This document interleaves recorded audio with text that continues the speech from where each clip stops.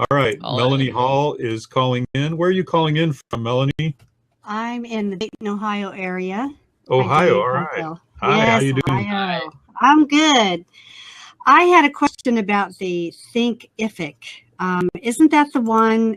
I know that some do charge a monthly fee for you to put your courses up. Is that one of them that does charge Thinkific? Yeah, both Thinkific and Teachable have free options, and then they Mm, have two or three steps up. So I believe the first step up is in the $39 range for each of those, and then the next step up is about $79. And really, for the beginner online instructor, you really can get away with the free or the $30 plan in most cases. For example, with my Teachable school, because I have 91 courses on there, and I need to preface by saying not all those are my courses. Some of them are courses I bought the rights to, mhm. and that's another cool thing you can do when you self-host your own platform. But I started off with the free, and then I graduated to the, I think it's 39, 29 or 39, primarily because that allows me to have affiliates, and it gives me a few other features that I didn't have in the free that just makes sense now. But you could easily just start with a free plan and upload your course, and now you have a secondary place to sell your course, as well as a kind of a backup, an online backup of your course, which is also really cool and really helpful. What kind of courses are you teaching, Melanie? Well, I have one Udemy course, and it was my grand experiment, and I think it was a I hate to say it, it was a sinkhole for me, a sinkhole. Okay. And what I mean, what I mean by that is, uh, it's one course, and I think I spent 100 hours doing it, and it's a Mm. 4 hour course. It's very, very good, but because it deals with marketing technology, it was like almost outdated, like in 6 months. Oh, wow. And so that was a learning experience. So now it's like, okay, what do, and then when they lowered Udemy lowered the price and all this, I thought, all right, this is a time where I have to reconsider the path that I want this to go. So I have the good content that probably needs updating, I would say, because my hair's different too. Because and I'm wearing this hat because I was filming today and I have like bad hair. But but so I've heard about Thinkific and Teachable and Skill, whatever. There are a lot out there, but it's like I don't want to go to another sinkhole. And I think what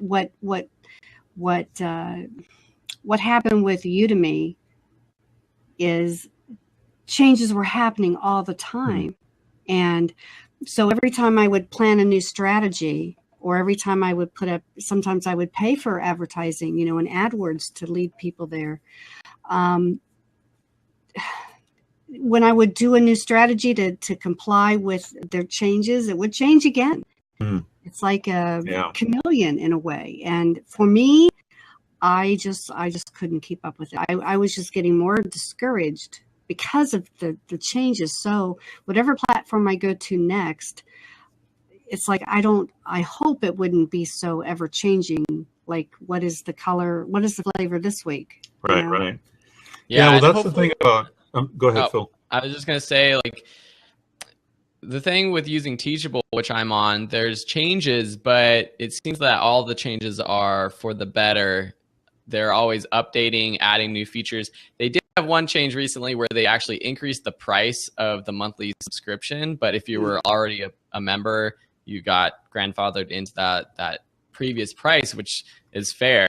But they also have made a few changes where I think they decreased the amount of co-authors that you have in certain plans. And it's hard. Like, even though you would think that Teachable would be a platform where you have all the control, they are making changes as well. So I totally understand that frustration of these platforms. They're figuring it out themselves too, because it's a completely new ball game Mm-hmm. in the past 5 years.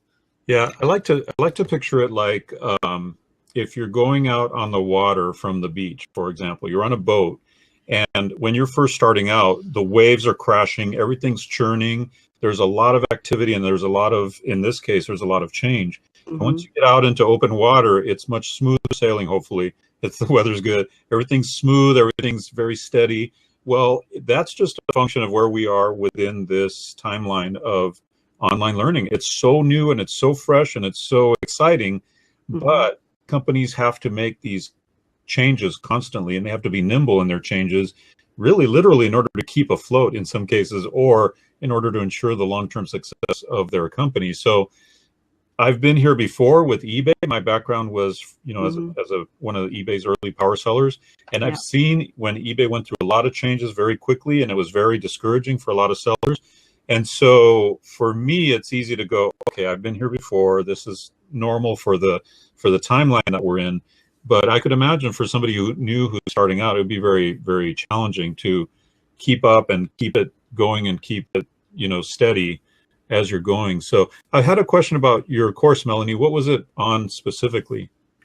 It was nicknamed the sudden online marketer, like the accidental marketer, but the sudden online marketer for people who find themselves like, I don't know, there are businesses out there that tell the secretary, oh, by the way, you're doing our social marketing now. You're doing our online marketing. And they're like, I don't know what that is. Is that a tweet? What is that? So it's geared for the principles of what, marketing is, and then specifically what online marketing is. And I know I do have, the advice I got was, oh my gosh, your first mistake was you don't make a 4-hour course. Well, yeah, I know that now. And I could easily chop it up, but I don't know. I think if I'm going to put effort into doing that, I will just do that on a different platform altogether. Just because the bad taste I have in my mouth with the frustrations I had with Udemy. I mean, that's just my experience. I know several people who are still very successful using Udemy, and they have their systems down. And, I jumped on Udemy a little over a year ago, and then I only did the one course, which is not a fair way to gauge things. But then I also try to run a small business too. So it's like, if it doesn't suck my time out, you know what I mean? You have to prioritize. You have to make sure you can manage the things that you have to put into your 10-hour, 16-hour days. Yeah. But I enjoyed making my course. I liked that, but I just couldn't keep up with things changing. But what I do like about these platforms that are geared to the online learning is the way it's set up. You can easily put things in chapter format, segment format. You just shift them around, just like you're shifting, bricks on a wall or whatever, boxes on a wall. It's so easy. And then you can delete them really fast if you need to edit. I mean, that part is very, very user friendly. I think the poly-driven stuff was driving me crazy. Yeah. What I would encourage you to do, a couple things, Melanie. First of all, if you wouldn't mind, I would love to take a look at your course and see if there's a logical way to chop it up and make it maybe potentially 3 or 4 times more marketable by having the individual modules on Udemy. And the other thing I would recommend is Udemy is the game in town right now.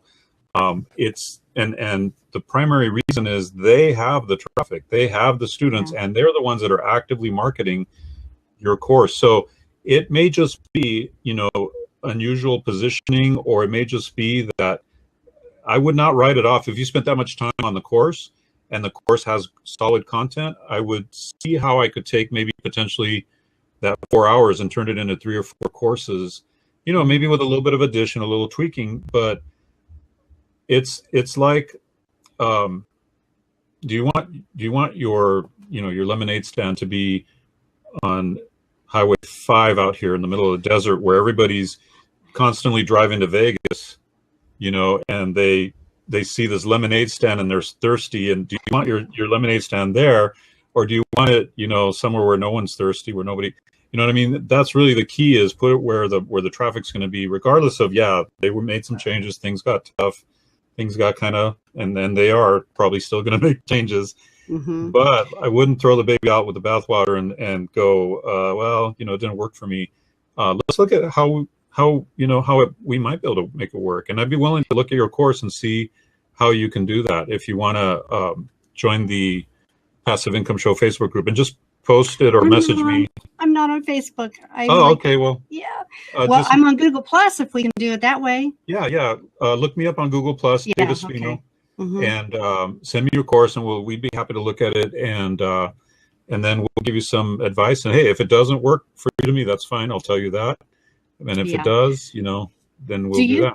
Do you think that the matter of what time of year things get launched makes a difference? Because this was launched like May, so it was like the end of spring, beginning of summer. Yeah, summer tends to be slow in general, but you know, there's so many variables, Melanie. There's the variable of your title, the positioning, the copywriting. You know, there's so many things that affect whether a course sells or not. Yeah. That it could be anything, and that's why I say, I can't just judge your course without looking at it and go, oh, you know what? And coming from years and years of copywriting and online teaching and all this stuff, I think I can just look at it and go, okay, boom, boom, boom, boom. Here's what you need to do. Here's what I recommend. Take it or leave it, but but I think we can help. That would be really, really good. And you know, the contents there. What I would do is just change my. You know, I have graphics and films in there, but I would probably just change, you know, the speaking part, the narrative part, because that's the thing I can change, because the other stuff is kind of evergreen. But I don't want to like throw out all that work, because it's good work. I just don't think, I think timing, or sometimes when you have like a bad attitude, you get nowhere too. Yeah. You know what I'm saying? Yeah, no, I think we can help. And even if it turns out in some bizarre circumstance that, no, you're right, it wouldn't work on Udemy, you could chop up 4 hours of video into a lot of YouTube videos. That's what I was going to say. 150 to 200 YouTube videos suddenly to drive traffic to your next course or your website or whatever. Yeah, so there's a lot of potential. You could always use that content everywhere else, on Amazon now, on YouTube now, to build your brand for the next course. And yeah, I would consider doing that. I mean, just looking at the course, you got great reviews so far. So the reviews are there, 5-star reviews. The first thing that caught my attention was the fact that online marketing isn't in your title or subtitle. You have online marketer, and I searched in Udemy, and when you search for online marketer, yours is actually the first course that appears, which is awesome. But I don't know how many people who are searching for online marketing are searching for online marketer. Yeah, I have changed that so many times, you know, to experiment, and I think probably just to experiment happy is what I was saying. Yeah, maybe. You know what I mean? And the online marketing niche is so packed too, and I love that it's like you're trying to find a specific target audience, the set-in online marketer. So I think you can find that. But yeah, I think Dave and I can kind of dive into the sales page and see if there's even just tweaks in the title, because I've done that with some of my classes, and just adding the keywords in the title and the subtitle, and adding good descriptions of all your lectures, which it looks like you actually do have. That seems to help. So yeah, and I just posted the link to actually our Google Plus, that Google Plus community that Dave started. So you can post a link there as well. Great. Did somebody post Melanie's course up here, or did you just find it, Phil? I just searched for it on Google. I just searched for Melanie Hall Udemy, and it Yeah. pops up. Oh, okay. Yeah, I'm really good with marketing that part. It's the Udemy stuff. I think I'm the only, my name is so uniquely spelled. There's only 3 of us in the whole United States. Oh, wow. And I'm not the chemist, I'm not the doctor, I'm the online person. So it's so easy to find me. So that helps. I'm not Dave Brown or, Mark Smith. That really, really helps. Awesome. But yeah, thank you for that very, very much. And I will, I have a glimmer of hope now.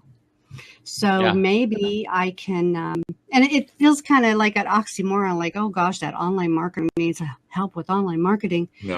Well, sometimes fresh eyes help. Sometimes fresh eyes help, where I ate, I slept, drank, and ate whatever that, sleep, drink, and eat your stuff. And, after a while, it becomes your child. And then it's like, if anybody says anything about your child, you're just going to tell them something. And, because it's, what I mean? So now it's the time where now this child has like, do I divorce this child? Can I divorce this child? It's a child. So I don't know. So maybe there's help for this child. Yeah, absolutely. And the other thing is, we all have our specialty, and it just so happens Phil and I, we specialize in online course creation and marketing and that kind of thing. So this is going to be helpful, I hope. And even if it's not, we'll figure out a way to make it work for you and make it a benefit for you as well. Yeah, let's see what differences I can, because I'm open-minded now, where 3 months ago I'm like, daggone it, no, this child is going to grow up the way I say, and it didn't help. We're going to turn that problem child into a model citizen. How about that? Yeah, that would be good. Well, I'm going to, I'll open this seat up for someone else. I know there's another open seat, but I don't want to lose that link that you put on for your Google Plus. So I'm going to sign out, and I thank you very much. And I'm going to make sure I have that link. You're welcome. Awesome. Thanks for joining us, Melanie. Very, appreciate very it. Thank you. Thanks, Bye-bye. Melanie. Bye-bye.